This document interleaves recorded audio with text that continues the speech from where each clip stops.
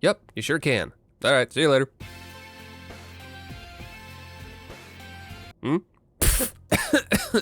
Oh, you're still here? I gave you the answer already, didn't I? Oh, you actually want to know why katanas are considered so good. Alright, I got you. For anyone new here, hey, it's Lemon. Welcome to the Backlogs. Hope you're doing well. And if you clicked on this video, it's because you either really like my voice, or you're curious about the finer details of one of the most notorious weapon types in Dark Souls 1. So, with that in mind, let's talk about how to beat Dark Souls 1 with only katanas. But before we begin, just a quick 30-second announcement. Feel free to skip ahead if you're just here for the video. No shame, appreciate you being here. For those of you that are still here, if you missed the Lemon Plushie last year, I have good news. Makeship is actually relaunching it, which means you have a second chance at getting your hands on a little squishy version of me. And to sweeten the pot, the Lemon Plush not only comes with a firebomb to throw at any hollows that come his way, but also a torch for exploring all those damn caves sprinkled throughout Elden Ring, and a comfort chicken to help regain sanity at the end of every challenge run. Little me can even dual wield now, so you can mix and match your favorite items. Please don't let the chicken near the firebomb though, that tends to end badly. There's a link in the description and pinned comment if you want to get your hands on one, and there's also a few discounts on Makeship due to it being Black Friday, so make sure to check that out sooner rather than later if you're interested. And hey, regardless of whether you got one or not, thanks for listening. Anyway, let's go kasagiri some hollows. The first thing to note is there's no way to start with a katana, but don't worry, we're working on that. I set up my character, name him Weeble for reasons I don't fully understand, then avoid all the badgers, mushrooms, and snakes in the Undead Asylum to make our way to Firelink Shrine. Couldn't avoid the giant raven though. Turns out that's non-negotiable. But with us now arrived at the game proper, we can get to work on grabbing our weapon of choice, which is actually just right here, the male undead merchant. But there's a bit of a catch. Turns out, my boy here isn't interested in selling it. He's a bit attached to it, you see. Gave the blade a name and everything. And fighting him with our bare fists just sounds boring and tedious. But good news, the local hollows are more than happy to help us grab our first katana. Why me? Sorry, pal. Better luck next time. Now, an important note. Some of you may be tempted to punch him and lure him off a cliff. Don't do that. If you do, that katana is gone forever. Use the hollow. I promise it's easy. Alright, let's discuss our first weapon, the Uchi Katana. This thing is a powerhouse, and is going to be our bread and butter for a good portion of the game. It requires 14 strength and 14 dexterity to wield it, which is a little high, but for good reason. It not only has great base damage at +0, but its scaling is fantastic. Be scaling with dexterity, which means a nice focused build from here on out. It also has the bleed effect, so any enemies or bosses that are susceptible to that are going to melt after 3 or 4 swings, which is always appreciated. The only cons to this weapon are that its weight is a little chunky at 5 pounds, and its durability leaves a lot to be desired. I'm sitting outside the Taurus Demon boss fog, and we've already lost 5% of our durability. I don't normally say this during these runs, because it doesn't tend to come up, but make sure you buy a repair kit. There's nothing worse than your weapon breaking in the middle of a fight. But don't worry, while it's a bit inconvenient that you'll have to remember to repair your weapon every now and again, the damage output more than makes up for it. And don't forget the cool factor. Kiya! Aw yeah, lore walk well deserved for that one. And after doing a little grinding to upgrade the Uchi to +5, this weapon is now ready to demolish the entire beginning of the game. But first, let's talk moveset. Your one-handed light attacks are a diagonal down slash that works well in any situation, while the strong attack is a lengthy lunge, great for reaching enemies before they reach you. Technically, these two attacks can be comboed into one another, but it's a bit slow, so keep that in mind. As for the two-hand attacks, the light attack is pretty similar to the one-handed version, but the strong attack is a high blade downward strike that takes a second to charge up. It's very strong, but requires good timing to use. If you need a horizontal slash, the rolling attack has one for you, and the backstab attack is another version of the lunging attack. Overall, a pretty versatile moveset. Combine that with its high damage and bleed effect, and you've got everything you need to succeed. So let's do just that. You know how people joke that certain weapons only require you to press R1 until you win? Yeah, this is one of those weapons. Just turn off your brain, squeeze your index finger a few times in a row, and there you go. That's an entire boss fight complete and 10,000 souls in your pocket. Make sure you spend those souls wisely now. Personally, I recommend an even split of health, stamina, just dump it all into dexterity. You're using one of the most busted weapon types in the game. Don't chicken out on me now. I mean, you could put a few points into stamina to make it so that you can still fast roll while wearing armor, and a little bit of health does tend to go a long way. But if you're feeling even remotely confident, I really don't think you need it. At least, not yet. The early game bosses are all pretty easy to cut down, And once you hit 40 dexterity, all your souls are free to use on whatever you see fit. And unless you've been losing your souls left and right, you're probably already at 40 dexterity as it is. So yeah, go ham, live a little. And after almost one-cycling the Moonlight Butterfly, and once again shaming Lautrec so badly that he has no choice but to jump to his death, it's just a matter of utilizing the katana's moveset to its fullest and cutting through every single boss that gets in my way. I mean, getting in my way is probably a bit too strong of a term. More like trips over their own shoelaces and impales themselves on their own weapons while I step over their corpses. But in the interest of future plans, we're gonna make one stop while we're in the depths, down into the Basilisk Den. It's a bit risky, since you can get cursed here and lose half of your health bar, so maybe turn human before heading here for a little extra curse resistance. But your damage is more than enough to one-shot the basilisks, so as long as you take your time, you should be fine. And for your troubles, you can get the Ring of the Evil Eye, a ring that gives you 30 HP back every time you kill an enemy. Now, in typical Dark Souls 1 fashion, this ring doesn't work perfectly. If you kill multiple enemies at the same time, you only get one burst of HP instead of the several you deserve. But it is nice not having to waste Estus while traveling between bosses. And while it may seem like a bit of a wasted ring slot now, just hold tight. It'll make sense later on. And with your curiosity piqued, and my viewer retention safe for another 2 minutes, we can keep moving forward and finally grab ourselves another katana. But we're gonna have to go into Blighttown to get it. Bleh. Fun little behind the scenes, I did this entire run in one stream, which was fun. But I also remembered why I normally don't stream my runs when chat thought it would be funny to interrupt my footage. Are we done blowing the horn yet? Can we be? Can we be done? Good God. Alright, so... Sagemill, thank you so much for 5. I appreciate it. Very kind of you. I am going to sit here and wait because I need to... I need the footage of me jumping to the Yato. So if you could stop for just like 2 minutes. Nope. Still waiting. God damn it. God damn it. Chat. We're trying to finish this run in a timely manner. You are slowing me down. Please stop. Please stop doing that. Just for a minute. Just for a minute. You can do it all you want when we're not doing things that need footage, but for... In any case, behold, the next katana. All the way down there. All you gotta do is sprint off this rickety old piece of shit here, and if Dark Souls 1's gravity and jank physics aren't feeling spicy that day, there you go, the Yato. But the hidden surprises don't stop there, because if you scurry around this wall here, there's actually a ninja armor set just waiting for the right katana user to finish the look. So, let's talk about our new weapon. It's, I'll be honest, it's just a worse Uchi katana. It requires 20 dexterity instead of 14, has slightly less base damage and scaling, and the only move that's different is its strong attack, which is a quick horizontal slash and a similar but slower version when you two-hand it. Even the lengths of the weapons are the same. Weird. Is this why they made weapon arts swappable in Elden Ring? Oh god, did I just say something positive about Elden Ring? Hey, did you know? When you grind the slugs in Blighttown, you can completely mitigate the poison damage if you're wearing the Evil Eye ring. That's kinda neat. You know what else is neat? The katana's left-hand moveset. Its primary attack is a slash that doesn't have a whole lot to offer, but its secondary attack is actually a parry. But what really caught me off guard was how strong the left-hand attack was. I'm so used to the left-hand moveset of every weapon being weaker than your right that I didn't even think about it, but yeah, I think it does the same amount of damage. You can even sort of combo it together with the right-hand attacks. It's not perfect, but it's definitely not awkward either. As a proof of concept, I tried dual-wielding katanas against Quelaag, and honestly, I think the footage kind of speaks for itself. Using only your right-hand katana does feel a bit more fluid than going back and forth, but it's not by much. And considering both weapons have bleed and similar damage, you could do far worse.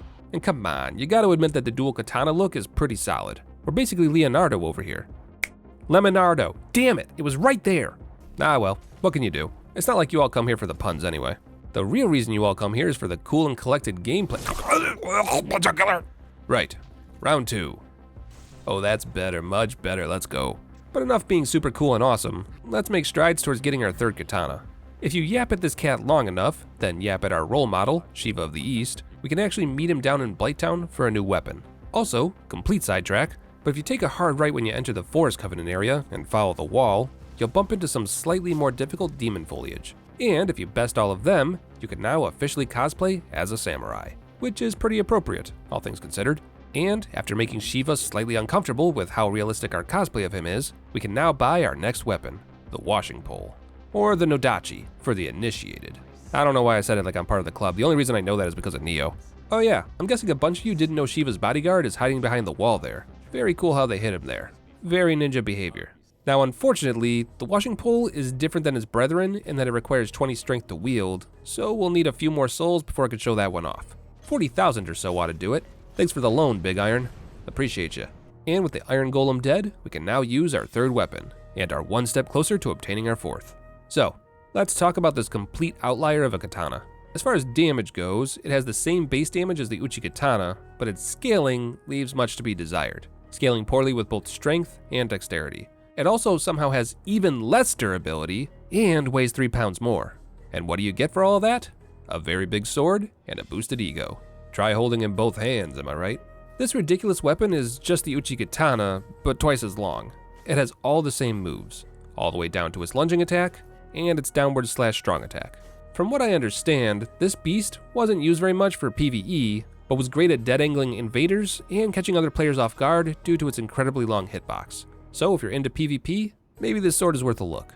And yes, because I know you're going to ask, you can parry with it in your left hand, because of course you can. But for our purposes today, there's not much use to be had from having a longer sword. We don't want Guinevere to think we're overcompensating after all. But while I caress this giant painting, let's talk about the fourth and final katana in the game. Oh god! The final katana, as to be expected, is a boss weapon. You'll need the usual ingredients to make it, but we've already got those. Just run up to the giant blacksmith, hand him Qualag's soul and a +10 katana, and there you go. One chaos blade, ripe for the taking. Now, at first glance, this thing looks like a mistake. After all, it's got less base damage and scaling than our Uchi Katana. But this is at +0, which means we've got lots of room to grow. On top of that, you might notice that the Chaos Blade has very low stat requirements, a triple-digit durability, and isn't that much heavier than the Uchi. Not bad, right? Well, hold on to your butts, because it's about to get even better. See how our scaling is currently 122? Well, if we pop some humanity to get that number in the top left corner up to 10, oh, would you look at that, 156, which makes it even better than the Uchi's scaling at +0. Be still my beating heart. As for its moveset, it's a similar story to the other katanas. Basic slashes for its light attacks, but its strong attack is a long charged over the shoulder slash. Won't get much use out of that one, but it's probably pretty strong based on the stamina cost. Its two-handed strong attack is also a bit odd, where you hold the blade of the sword in one hand and then release it. Not sure if that's an actual sword technique or just some weirdness that Dark Souls cooked up, but it's definitely something.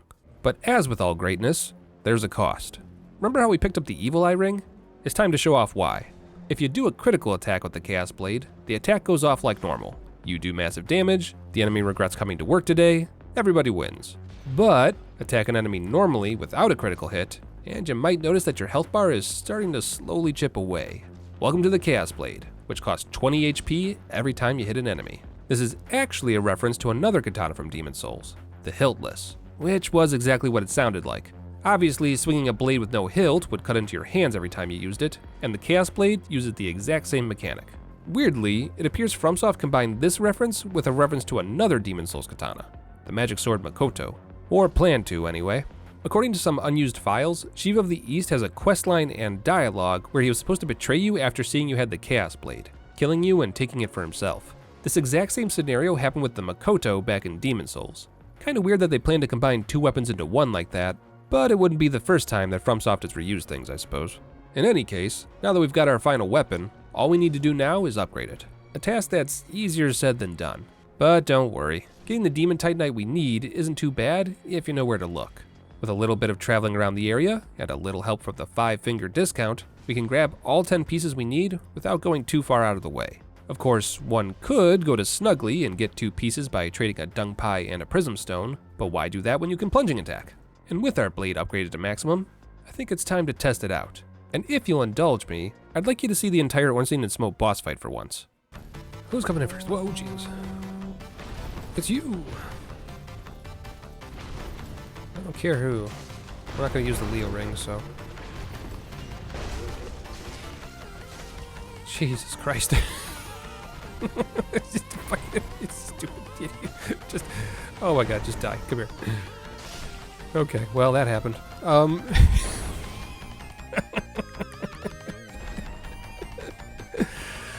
Oh no. Yikes. Well, anyway. Uh-oh.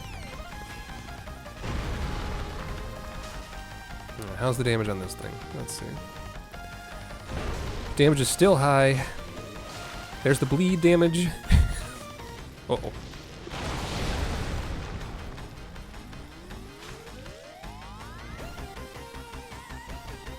And that is Ornstein and Smo. Okay. What the fuck? Jesus. Insane. So, yeah. That happened. And because that happened, I'm really not sure where to go with this video from here. I mean, what do you talk about when your weapon can kill Ornstein and Smo in 60 seconds? You've got the power of God and anime on your side. There's nothing left to say. Well, okay, that's not true. There's one more thing we can do to perfect this build. If we head down into the Tomb of Giants and give Paladin Leroy a little bit of razzle-dazzle, we not only get an absurd amount of souls, but also a wonderful shield, Sanctus. Now normally, this would be a silly choice. I don't have any faith after all, which means I can't actually use it for blocking. But we don't care about the block. We care about the health regen. At an astonishing 1 HP every second, it's... okay, it's not great, but it's better than nothing. Can I... that was a weird time to figure that out. I probably should have picked a better time. So I'm about to ask if I can parry if I can't actually use the shield. The answer is yes. Combine that with the Evil Eye Ring, and you've essentially guaranteed that you won't need any Estus flasks while running between bosses. Now, for obvious reasons, the Evil Eye Ring doesn't help you out during boss fights, so you'll still need to keep an eye on your health while fighting them.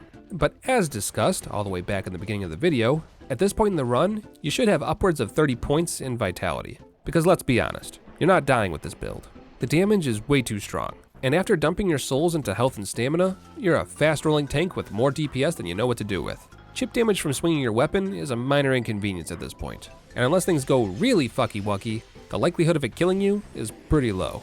And even if you do make the mistake of not upgrading your Estus flask or increasing its quantity before some of the longer boss fights, you probably have more than enough humanity on your person to use that as a backup healing item, which means all that's left is to push your way through the rest of the game.